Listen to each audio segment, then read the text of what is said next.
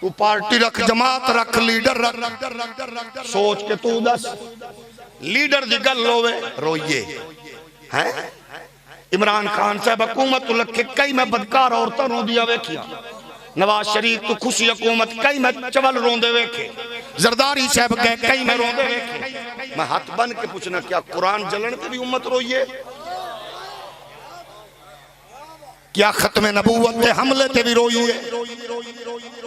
और जदों नबी दी मोहब्बत च रोवोगे, हुजूर दे इश्क ते हिजर च रोवांगे, फिर कसम खुदा दी अल्लाह रहमतां दा नज़ूल फरमाएगा, खैर व बरकत अता फरमाएगा। हां एक जरूर है, और जेड़ा हिजर च रोंदा है ओदे मुकाबले विच साडे वर्गा बंदा भावें हर महीने भी उमरा करे ते रोज़ा रसूल ते जावे, शायद वो बरकत न लभे जेड़ी कोट लखपत दी जेल च रोवण वाले बाबे रज़वी नूं लभे। हौली हौली बोलो ना। इत्थे हाकिम की आंदा है मेरे लिए काबा खोला गया, मेरे लिए रोज़ा रसूल खोला गया, मैं अंदर गया, मैं कहा और मैंने काबे की छत पे इबादत की। मुशर्रफ शाह साहब और मेरे लिए काबा खोला गया, मैं क्या आफिया सिद्दीकी कह वेचिए?